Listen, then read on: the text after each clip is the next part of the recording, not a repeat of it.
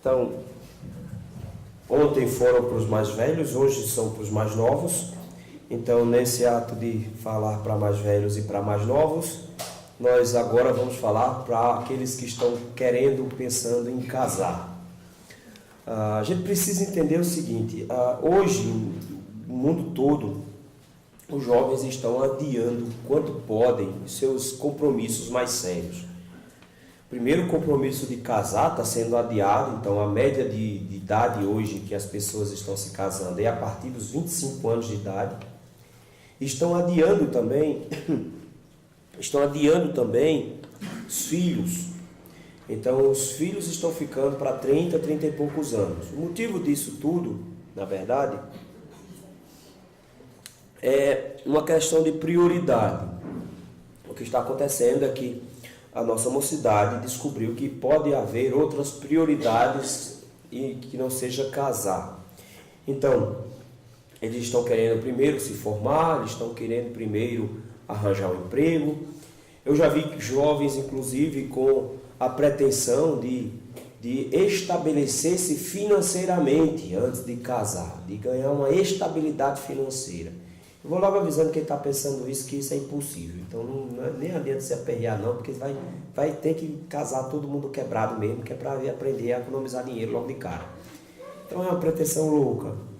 Então, essas preocupações todas se tornaram objetivos de vida para esses jovens. E eles findam adiando o processo. Eu creio que um outro fator que tem levado isso também é o fato deles terem hoje acesso a diversões em especial, e diversões no sentido sexual da palavra mesmo, que fazem com que esses jovens não mais priorizem o casamento. Eles têm tudo que um casamento tem, sem a parte chata que é ouvir mulher ficar fazendo zoada no ouvido, ou ficar tendo que conviver com sujeira dentro de casa. Então eles têm basicamente tudo. Por conta disso, então, essa mudança de comportamento que foi apresentado no IBGE de 2017, ou seja, do ano passado, os casamentos simplesmente mudaram a faixa etária e por conta disso, ao que parece, as relações do casamento também mudaram, porque eles estão ficando para mais tarde e também estão ficando mais curtos. Para você ter uma ideia, a média de anos de uma separação hoje no Brasil é entre 2 e 5 anos de casamento. Eu tenho acompanhado alguns casamentos lá em Recife, acompanhei um caso há um tempo desse, que em menos de 2 anos o casal se separou, 1 ano e pouco de casamento. Então, são casamentos curtos. E aí você pode dizer, não, mas pastor, isso é no mundo. Mas, infelizmente, não é. Esse fenômeno tem vindo para dentro das igrejas evangélicas também. E nós estamos aí com os jovens também adiando a data do casamento e botando o casamento mais para frente. O que nos faz entender que esse adiar é porque os jovens não estão enxergando o casamento como uma bênção. Eles estão enxergando o casamento como uma necessidade básica que quando não tem mais como fugir, a gente vai para cima.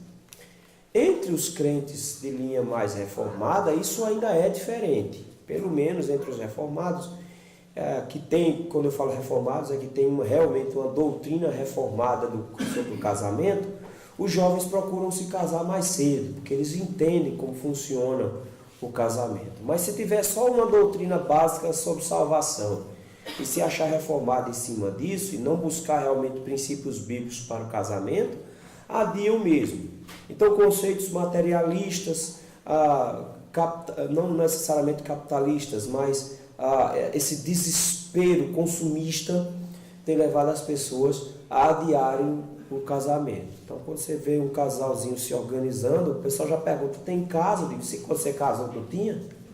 Eu estou vou fazer agora quase 20 anos de casado, não tinha casa ainda, por que eles têm que ter casa antes de casar? E aí uma vez eu peguei um jovem para falar exatamente isso. Eu digo, vocês vão construir o que depois?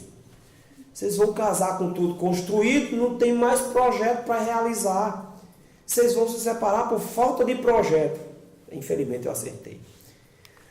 Então eu preciso entender agora que para o cristão, o casamento ele tem uma prioridade absoluta. Ele precede trabalho, precede dinheiro, precede sucesso, precede moradia, precede inclusive filhos, amizades. O casamento é algo tão especial que Deus em pessoa o estabelece. Já parou para pensar nisso? Gênesis capítulo 2 diz que Deus traz Eva pela mão, como um pai leva uma filha para entregar para o genro. Então, essa ação do matrimônio lá em Gênesis mostra que Deus dá prioridade completa para aquele evento ali.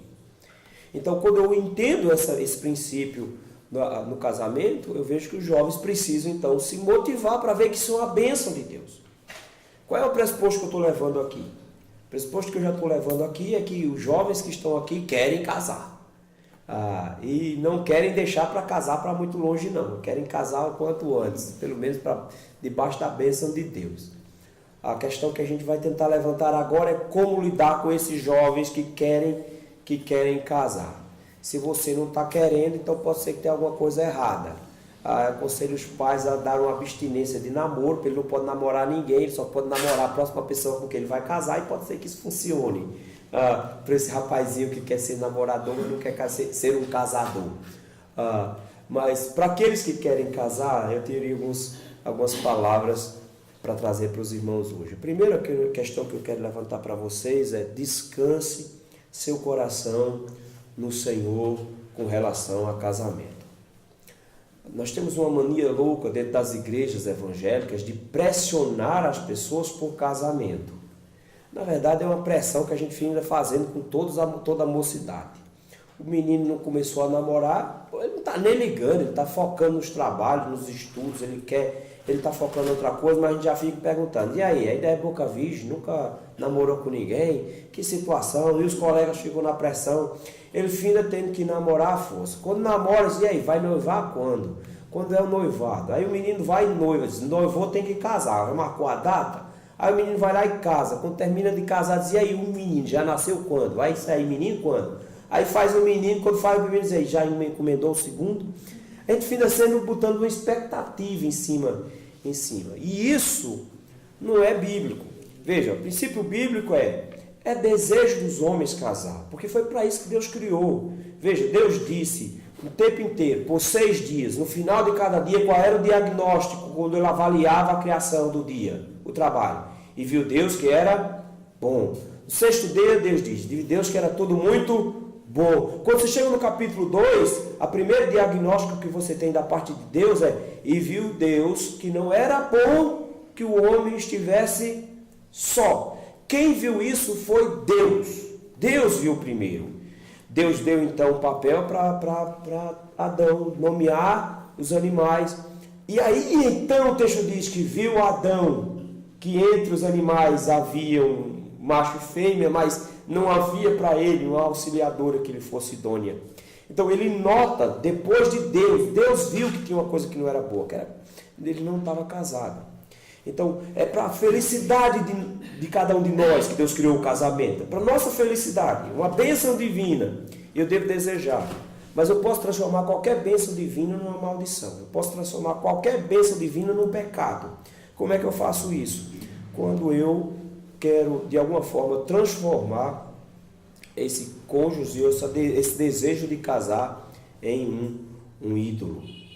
Eu preciso ter muito cuidado com isso pelo seguinte: primeiro, para que eu tenha o conceito do que seja ídolo, e segundo, para que eu consiga identificar como é que a idolatria dentro do casamento pode funcionar.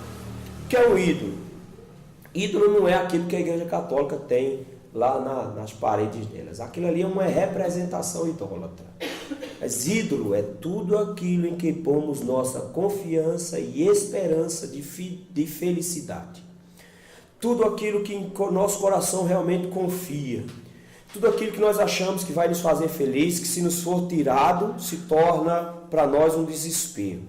Se você fechar os olhos e pensar em alguma coisa que você não abriria mão, Se você pensar de alguma coisa que se você perdesse hoje, você entraria em desespero. Isso pode ser dinheiro, pode ser seu carro, sua casa. Isso pode ser alguém da sua família, o seu marido, sua esposa, seus filhos, seus pais, seu pai, sua mãe. Se existe alguém ou alguma coisa em sua vida que hoje, se Deus tirar, você entraria em desespero, isso é idolatria.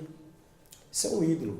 Você passou a colocar a sua felicidade em alguém, em alguma coisa. E você passou a adorar e servir a criatura ao invés do Criador. E é completamente possível fazer isso aqui, transformar o cônjuge ou o candidato a cônjuge no centro da sua vida. Porque toda música que você ouvir na rua, o que eles ensinam é exatamente isso. Se você for pensar no romantismo, o romantismo, na verdade, é uma exaltação exacerbada ao outro para torná-lo idólatra. Deixa eu mostrar como a idolatria funciona. Eu não existo longe de você, a solidão é meu pior castigo. Já ouviu isso? Tudo que Deus criou foi pensando em você, criou a Via Láctea, os dinossauros, sem pensar em nada, criou a minha vida e te deu. Isso é lindo, não é? Isso é idolatria, o nome disso. Isso é idolatria. O nome disso é colocar alguém como o resultado final da minha existência. Como se essa pessoa saísse da minha vida, eu perderia todo o meu chão e eu blasfemaria contra Deus.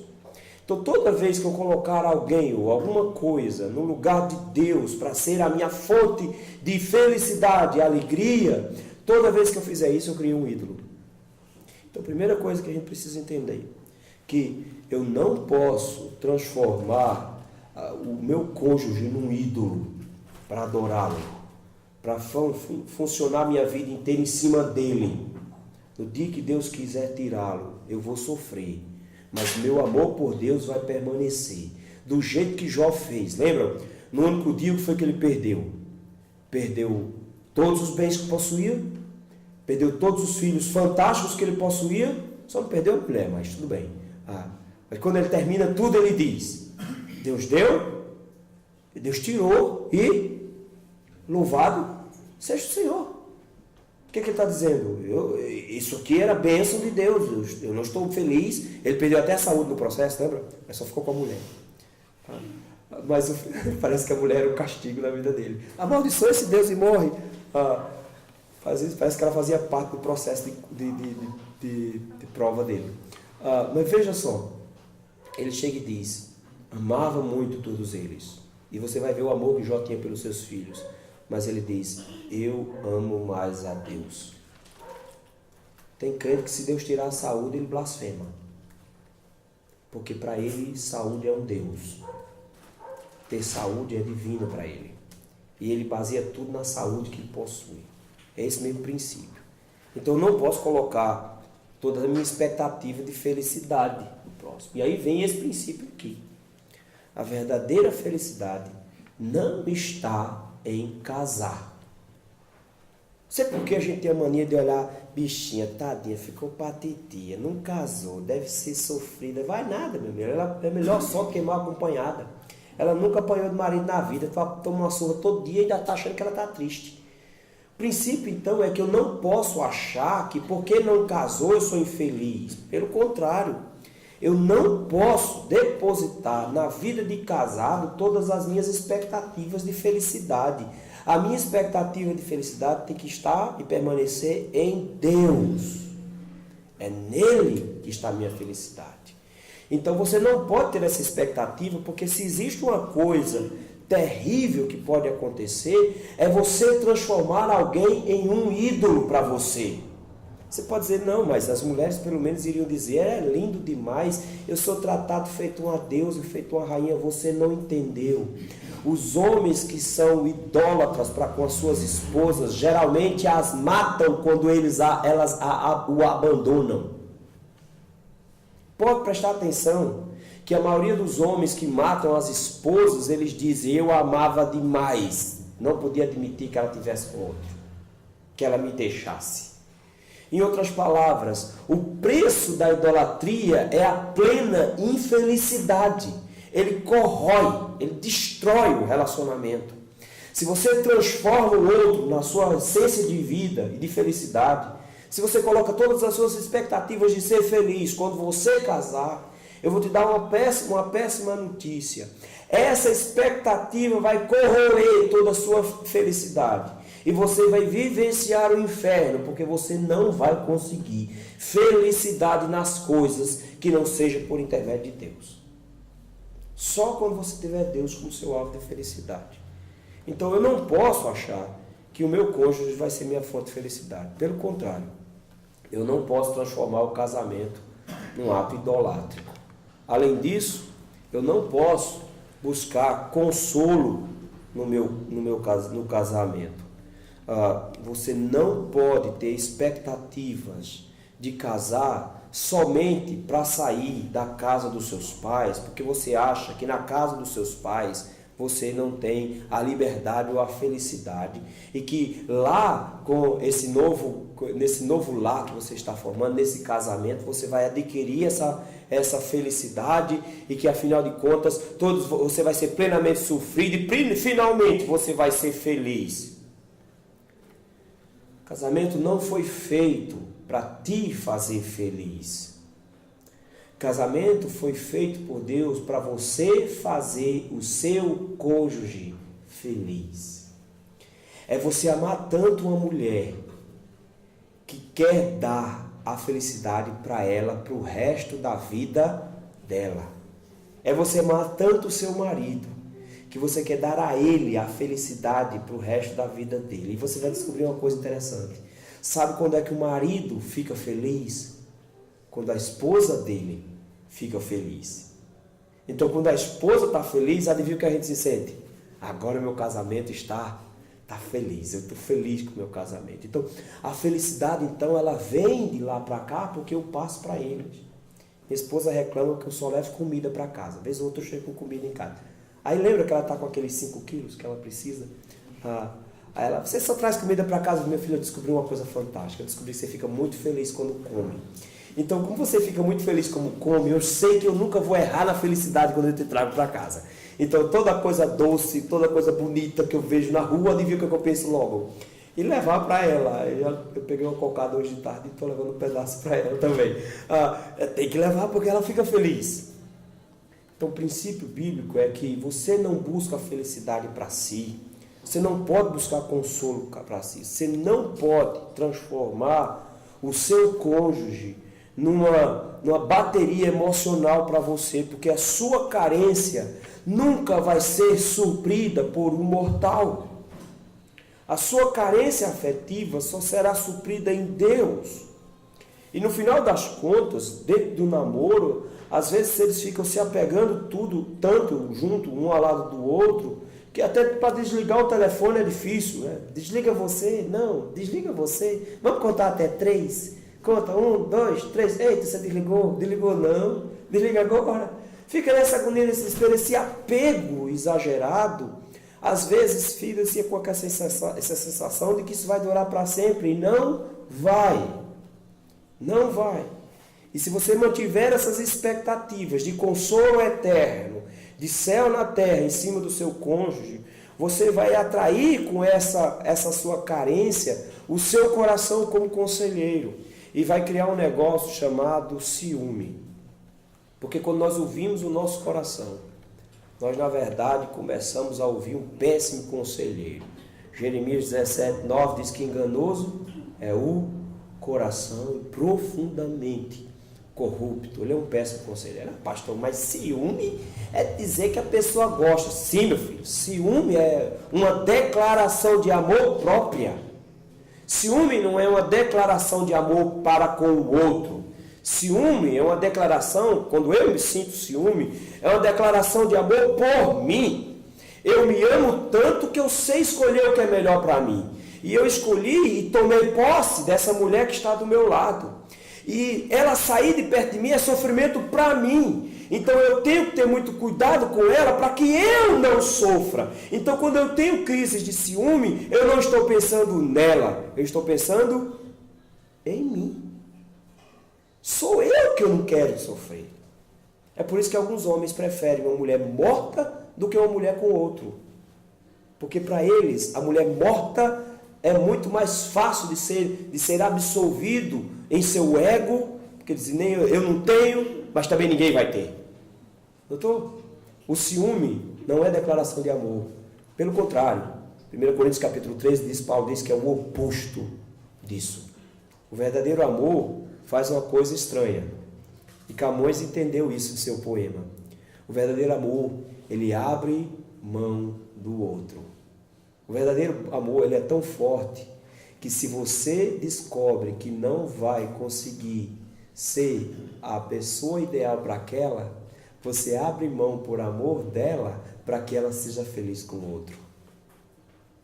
É isso que é o verdadeiro amor para namorados. Para casado não tem mais essa mais não, que agora vira obrigação. Lembra que eu estou falando para quem quer casar, não é para quem já é casado não. Então olha qual é o princípio agora que eu preciso que vocês entendam. Que nós não podemos achar que o meu cônjuge vai ser meu consolo. Não pode ser meu consolo. Além disso, busque um cônjuge e não consolo no sentido que você não deve tentar suprir suas necessidades, suas carências no outro, porque essa busca de necessidades vai te levar à impureza sexual. Por mais que pareça normal em nossa sociedade a impureza sexual, a ausência de castidade, na verdade esse é o primeiro fator para a destruição de um casamento. As meninas precisam entender isso e dizer isso com todas as letras, porque não se engane, vocês ficam com medo de dizer para os rapazes, para botar eles no lugar deles. E vocês se permitem a determinadas invasões por medo do rapaz te abandonar. Mas eu vou te dizer uma coisa com todas as letras, esse rapaz que está avançando o sinal não te merece. Ele não te respeita agora. Por que você acha que ele te respeitaria depois?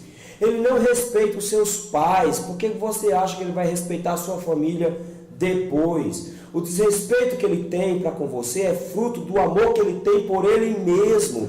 Ele ama mais os próprios prazeres do que você. Então não pense que você está mantendo-o perto de você. Na verdade, você está suprindo as carências dele. Mas cedo ou mais tarde você não será capaz de suprir as carências dele, porque isso não tem volume.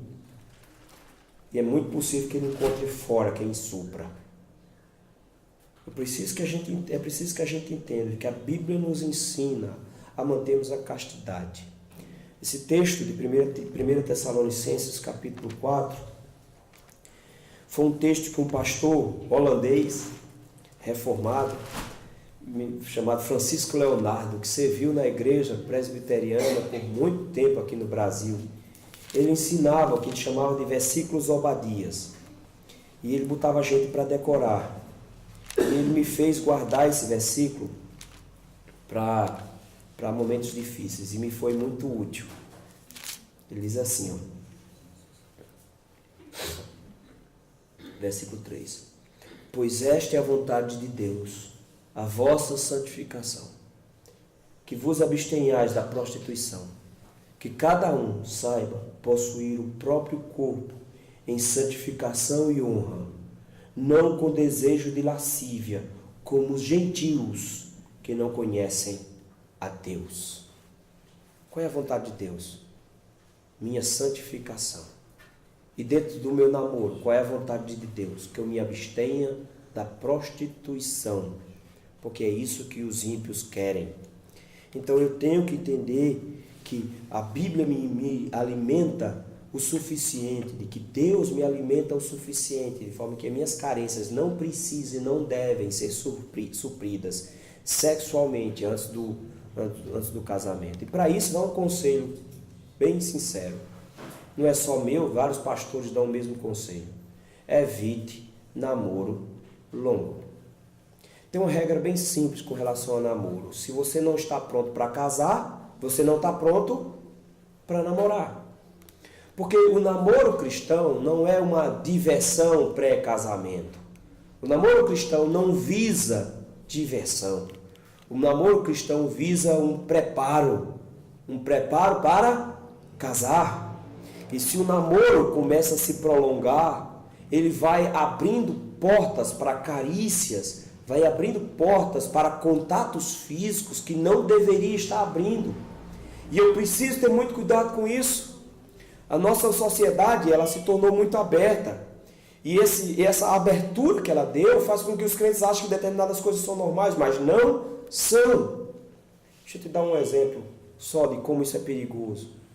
Se você for procurar um dicionário médico e procurar definição sobre sexo, você ouvirá lá a definição de sexo como contato entre mucosas.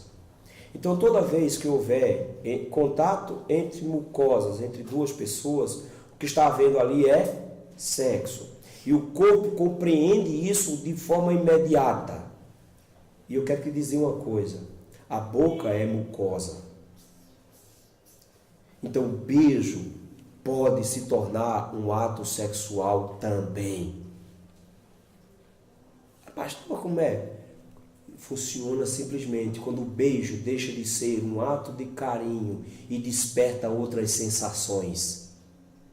Quando ele desperta outras sensações, é porque o corpo entendeu que o que está acontecendo não é uma demonstração de carinho, que o que está acontecendo é o início de um processo de relacionamento sexual e o corpo se prepara para fazer o sexo completo. Cuidado com o beijo de boca. Eu preciso entender isso. Então, quanto mais contatos físicos, mais impureza sexual você vai trazer para dentro do seu relacionamento. Então, evite, de alguma maneira, casamentos longos. O apóstolo Paulo nos dá uma dica que eu acho fantástica. Ele disse, era melhor que o povo não se casasse, ficasse como eu. Ele disse, mas por causa da impureza, o que é que tem que fazer? Case-se. Porque é melhor casar do que viver abrasado. Ou seja, melhor do que viver pegando fogo, casa logo, meu filho. Não tem problema, resolve esse problema. Fica tudo tranquilo. Então, namoros longos geralmente encerram-se em fornicação. E eu vou te dizer uma coisa: depois que fazem sexo, se separam. Escuta o que eu estou dizendo. Não é 1, 2, 3 casos que eu tenho tratado, não. São vários, são dezenas de rapazes e moças que vão, fazem sexo num dia, na semana seguinte se separam. Porque é quase impossível segurar o peso que é uma relação sexual fora do casamento. Era para ser uma bênção de Deus, guardada por um momento especial, se torna um tormento para o resto da vida do casal. Eu preciso entender isso. Então descanse seu coração no Senhor. O que é que eu tenho que fazer, pastor? Busque a vontade do Senhor, não o cônjuge. O que você tem que entender é, Senhor, qual é a tua vontade para a minha vida? A Bíblia nos diz que uma boa esposa é presente do Senhor. Quem encontrou uma esposa, achou a graça de Deus. Então, tem quem me dá uma esposa? É Deus. Não é sua habilidade de pegador que te dá uma boa esposa. Pode ser que ela te dê essa habilidade de pegador te dê uma boa traidora, mas não necessariamente uma boa esposa. Esse princípio é importante porque, no final das contas, eu tenho que saber qual é a prioridade de Deus para a minha vida. E eu tenho que me conformar e me alegrar com a vontade de Deus para a minha vida. A Bíblia diz que eu devo me agradar do Senhor, buscar o reino de Deus e a sua justiça, e as demais coisas serão acrescentadas. Então busque ao Senhor, busque o reino de Deus, e adivinha o que Ele vai te acrescentar? Um casamento. Conheci uma irmã que ela começou a trabalhar como missionária. Diz, eu vou te dedicar ao Senhor. Tenho muito desejo, um sonho de casar. Deus vai me dar um dia um marido, se Ele quiser. Aí eu vou trabalhando para o Senhor enquanto isso. Ela fez 20 e poucos anos, ela fez 30 anos, e o pessoal, ih rapaz, agora não casa mais não. Porque minha avó tinha um ditado que era bem interessante. Meu avô dizia, meu filho, quem com 20 não barba, com 30 não casa, e com 40 não tem, nem barba, nem casa, nem tem. Aí, fez uns 30, não casou, ih, desiste. Já quando ela estava quase desistindo, o Senhor providenciou um marido para ela quando ela estava já cansando do campo. Para sair, largar o campo missionário, já tinha trabalhado muito para o Senhor. Eu disse, agora eu vou dar um marido para tu acompanhar ele no campo também. E ela disse para mim, foi Deus que me deu, porque Deus arranjou um marido para ela pela internet, lá do outro lado do país, trouxe o cabo e entregou na mão dela. É assim que funciona. Eu preciso entender então que eu devo buscar a vontade de Deus. E quando eu buscar a vontade de Deus, quando eu me agradar da vontade de Deus, Deus vai providenciar um casamento para mim. Deus é um pai amoroso, gosta muito de você. Por que você acha que ele iria arranjar uma megera ou um desgraçado para você? Ele vai arranjar um marido bom, então descanse. E se ele não quiser te dar um marido, o que é que ele tem? Ele vai suprir de muito mais coisas do que você tem necessidade disso. Gaste tempo, então, com o que é importante. Priorize a leitura da Bíblia, o estudo da Bíblia, priorize a oração, leve a sério sua vida cristã, tenha um compromisso com a sua igreja, não fica saltando de igreja para igreja, faça trabalhos na igreja, se identifique, ame, cuide do seu pastor, do líder da sua igreja, coloque sua vida à disposição do Senhor e descanse, que na hora certa Deus vai providenciar alguém para você. Tem um pastor chamado Ageu Lídio Pinto, muitos conheceram, ele ficava muito na região aqui de Campina Grande, e ele fazendo seminário, na época era um seminário mais longo do que é agora, ele fez um voto a Deus. Ele disse, Senhor, não vou namorar com ninguém durante o meu seminário. Eu vou esperar que o Senhor me dê a minha esposa. Eu vou esperar do Senhor, então eu não vou procurar não. Ele disse que fez o seminário todinho, tudo tranquilo. Quando chegou no final do curso, ele disse, Senhor, agora eu preciso casar para ir para o campo. Agora, Senhor, agora vai ter que arranjar uma mulher para mim. Tá, já no finalzinho tinha um congresso, os seminaristas iam para uma igreja. E eu fazia um trabalho na igreja. Vinham todos os seminaristas. Eu disse, Senhor, o que vai acontecer é o seguinte, Senhor. Olha como é que foi arriscado o negócio. Senhor, quando eu estiver chegando lá, e eu descer do ônibus, a primeira moça que vier em minha direção e vier se apresentar, que seja essa que o Senhor escolheu. Aí ele disse que esperou todo mundo descer do ônibus, né, assustado com o que tinha feito com o Senhor. Aí quando chegou na porta, ele desceu, viu uma moça linda lá no lado da porta da igreja, lá na frente. Disse, que moça bonita. Aí disse que de repente a moça bonita olhou para ele, mirou nele e veio direitinho para ele. Aí chegou e disse, olá, prazer, meu nome é fulana. Cada uma das irmãs aqui da igreja foi escalada para acompanhar um seminarista. Eu vou ficar contigo durante toda essa semana. Para cima e para baixo, se precisar, eu vou estar aqui para ajudar. Isso é bom.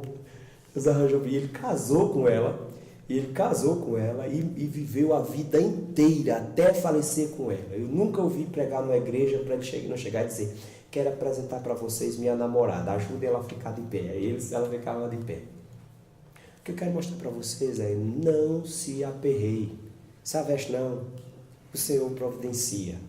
Então não precisa ficar angustiado. Gaste tempo com o Senhor e Ele vai providenciar um cônjuge para você. Descanse no Senhor. Busque a vontade do Senhor, não um cônjuge. Agrade-se do Senhor e Ele satisfará o desejo do seu coração. Ele já tem guardado para você melhor marido, melhor esposa. Se alegre na graça do Senhor. Isso é que é importante.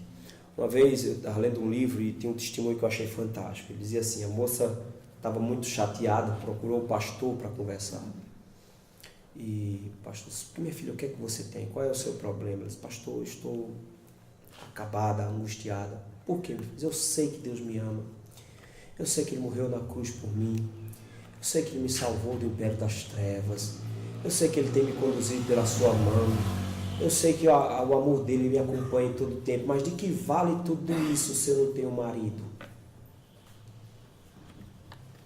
Então vejam, a gente consegue chegar a um ponto que as pessoas podem não se alegrar mais em Deus porque queriam um casamento. E o que o Senhor nos instrui é, não se preocupe com isso não. O melhor presente que Deus vai te dar é casar, mas descanse no Senhor. O Senhor tem maior interesse em sua felicidade do que você. E no final das contas, você vai conseguir encontrar um casamento. Então para de ansiedade, não tem para que aperreio não. Você não está velho não. Eu encontrei uma menina um dia desse com 20 anos. Estou ficando velha, pastor. Eu disse, não, minha filha, tá não, você está ficando madura. E uva madura é mais doce, fica tranquila. Ficam aperreados por nada. O que é que eu preciso entender então agora? Busque, em segundo lugar, um casamento no Senhor. Por que isso é importante? Porque você não pode casar com qualquer um. O crente não pode casar com qualquer um. Você tem que buscar casar com alguém que seja submisso a Deus.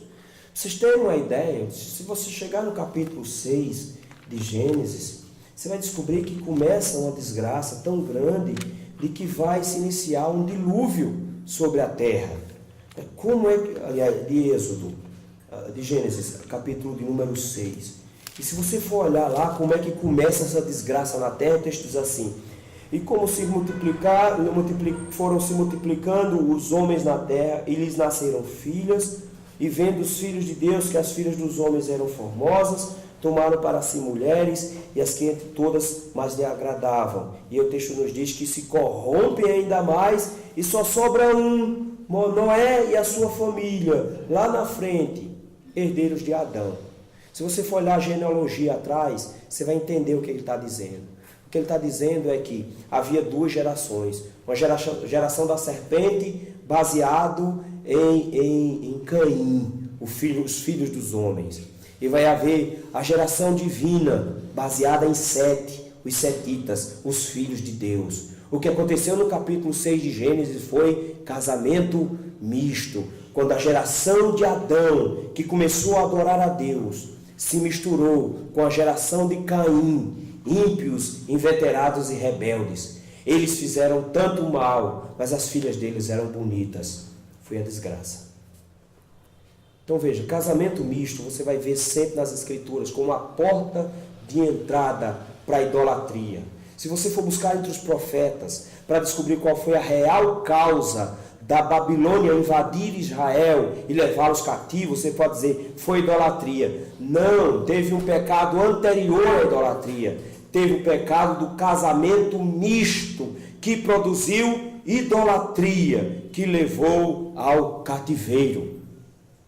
A Igreja de Cristo precisa entender isso. Que casamento misto, para nós, não é uma opção, é um pecado. Andarão, por acaso, dois juntos, se não estiverem de acordo? Quando alguém resolve namorar e casar com alguém que não é crente, ele não está dizendo, eu vou transformar o não crente em crente. Ele está dizendo, eu consigo andar junto com o trevas. Paulo nos fala de jugo desigual. Ele diz, não vos prendais a um jugo desigual com os incrédulos. Pois que sociedade tem a justiça com a injustiça? Que comunhão tem a luz com as trevas? Se você vai sonhar em casar, sonhe em casar com um cristão genuíno, nascido de novo, que conhece a verdadeira fé em Jesus Cristo, que experimentou o poder de Deus restaurador em sua vida. Isso é importante. Eu não estou dizendo que case com meninos da igreja. Case com meninas da igreja. Eu não estou dizendo isso. Notaram aí? Eu não disse case com pessoas que foram batizadas. Porque tem muita gente dentro da igreja que é batizado, que é filho de crente, que está tudo certinho, mas que não é salvo. Que não manifesta santidade. Que não tem prazer nenhum nas escrituras. Que não tem prazer nenhum por servir a Deus. Que vem para a igreja acompanhando a família. Essa pessoa, por mais parecida que seja com o crente, ela pode ser uma ímpia. Então investigue a vida espiritual dessa pessoa antes de casar. Você tem que casar com alguém que ajude você a ser santo. E não fazer do seu namoro campo missionário, evangelizar. A Bíblia nos chamou, então, para que nós procuremos alguém que seja, se de preferência, tão santo ou mais santo do que nós, para nos ajudar em nossa santificação também. Procure alguém que realmente seja convertido. Alguém que realmente seja convertido. Então, case com essa pessoa que é salva e que esteja em processo, claro, de santificação. Tem muitos modelos hoje de casamentos. Vários modelos você pode ouvir dos seus amigos. Mas eu quero te dar um último conselho aqui. Entre todos esses modelos de pais que a gente tem hoje, muitos pais não servem como parâmetro e eles deixam a desejar. Talvez você possa estar dizendo aqui, meus pais não são crentes. Mas você precisa entender o seguinte, eu já falei que a sua atitude para com ele, mesmo eles não sendo crentes, é de obediência a Deus neles. Então, seu pai não ser crente não te torna dispensável do quinto mandamento. Você continua sendo obrigado a obedecer pai e mãe. Você só não vai desobedecer a Deus para obedecer pai e mãe. Você continua obedecendo pai e mãe. Mas o que eu quero mostrar para vocês é o seguinte, que busque então, se você tem pais atrapalhados, busque a palavra de Deus para buscar orientação segura sobre a Escritura Sagrada. Busque o seu pastor, encontre nele um pai que vai te dar as instruções necessárias para o seu casamento. Mas não tome conselho com seus amigos. Seus amigos só são diferentes em você em nível de arrogância, mas de ignorância eles são iguais. Eles sabem tanto quanto você, mas fingem saber mais, só para que você ache que ele é especial. Eles não sabem absolutamente nada da vida. Eles não enxergam absolutamente nada da vida. Então, seus amigos não são bons conselheiros para casamento, para encontrar alguém para você.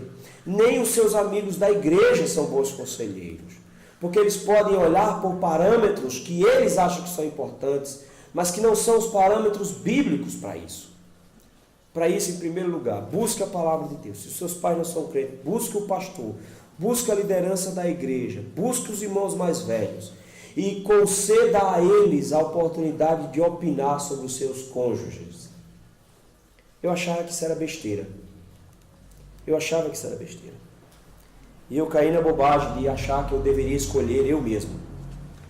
E eu comecei a namorar com uma moça, que minha mãe olhou e disse, não vai dar certo. Isso vai dar muito errado. E eu achei que ela era boba, porque ela estava, na verdade, sendo preconceituosa, como mães são com as moças que querem casar com seus filhinhos. Ela está sendo preconceituosa, ela não está vendo nada aqui, ela só está sendo implicante com a menina. Eu noivei com essa moça contra a vontade dela. Eu noivei com essa moça contra a vontade dela. E eu trouxe o sofrimento para mim e para essa moça.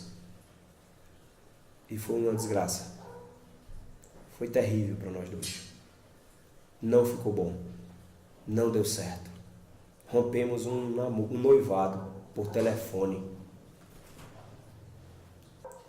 O que eu estou dizendo? Não vale a pena.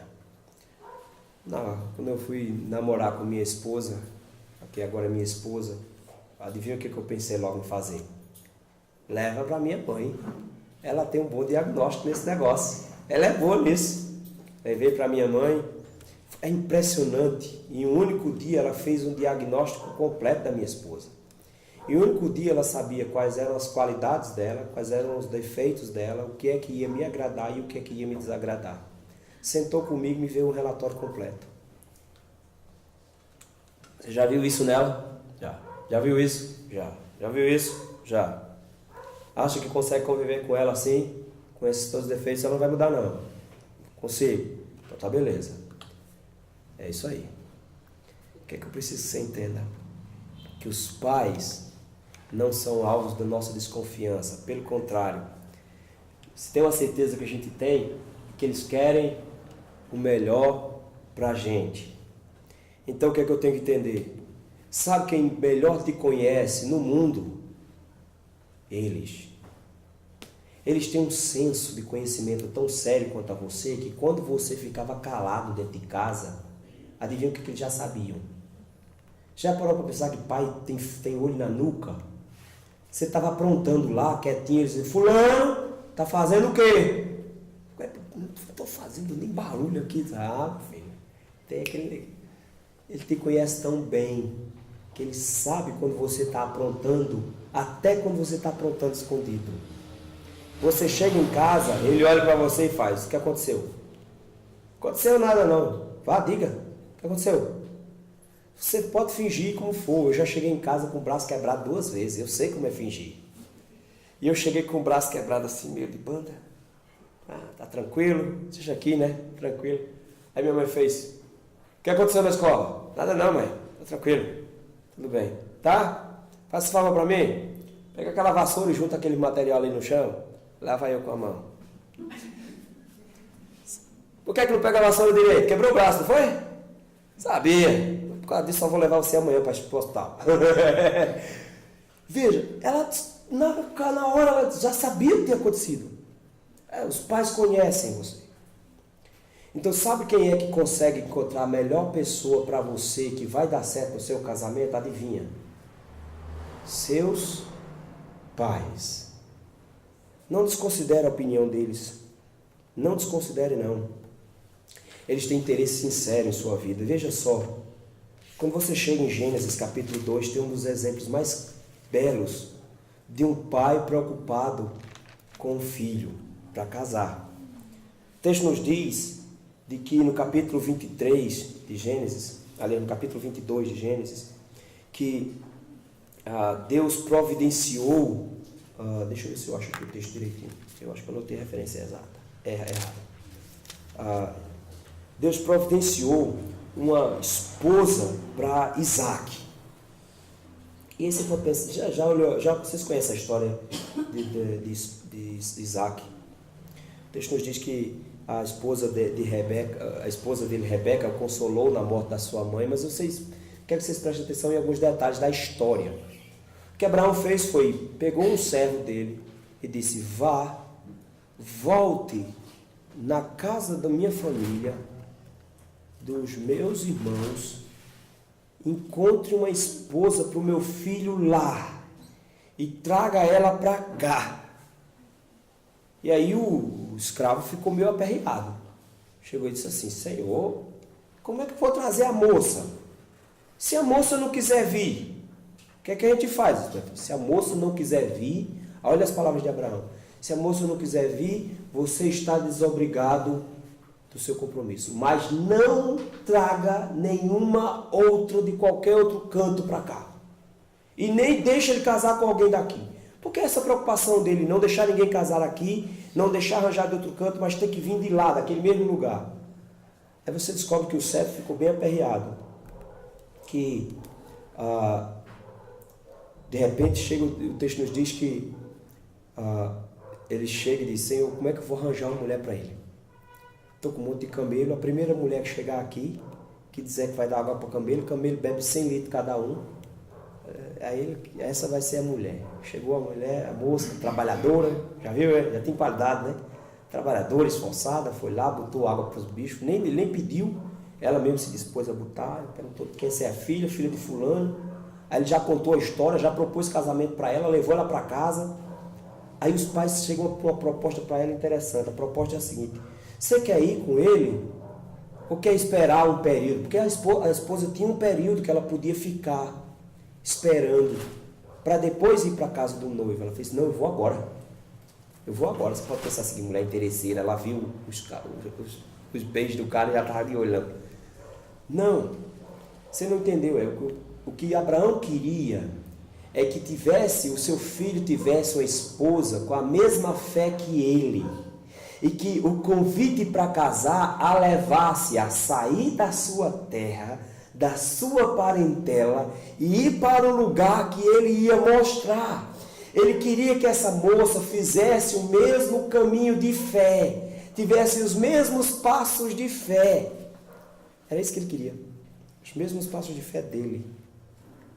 A preocupação dele era encontrar alguém que cresce como ele cria. Era esse o processo que ele queria.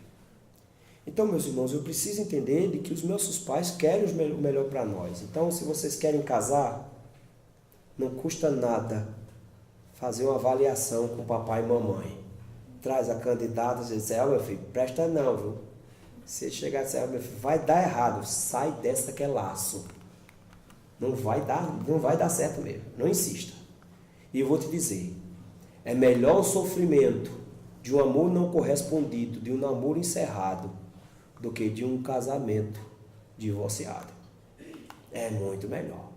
É muito mais fácil. Por último, Leve a sério as orientações, observações e conselhos. Quando você chega em Provérbios capítulo 31, eu acho esse texto fantástico. Geralmente a gente pega o final do capítulo 31 para falar da mulher sábia, como ela é e tudo mais. Mas não sei se você já prestou atenção que Provérbios 31 é o conselho de uma mãe. Versículo 1 diz assim: palavras do rei Lemuel de Massá, os quais lhe ensinou a sua mãe. Um rei aprendendo com quem? Com a mãe. Ela tem 3 lições básicas. Só a primeira lição logo de cara. Adivinha qual é a lição dela aí? Versículos 1 e 2. Ela chega para ele com um poema e diz assim: que te direi, filho meu, ó filho do meu ventre? Que te direi, ó filho dos meus votos? Não deis às mulheres a tua força, nem os teus caminhos aos que destroem os reis. O primeiro conselho dela é cuidado com o piriguete. Adivinha o que ela sabe? Ela sabe das coisas. Ouvir os conselhos dessa mulher faz toda a diferença aqui na hora de escolher uma esposa. Filhos ouvem, levam a sério, observam e acompanham as coisas que os pais orientam. Inclusive, regras chatas para namoro.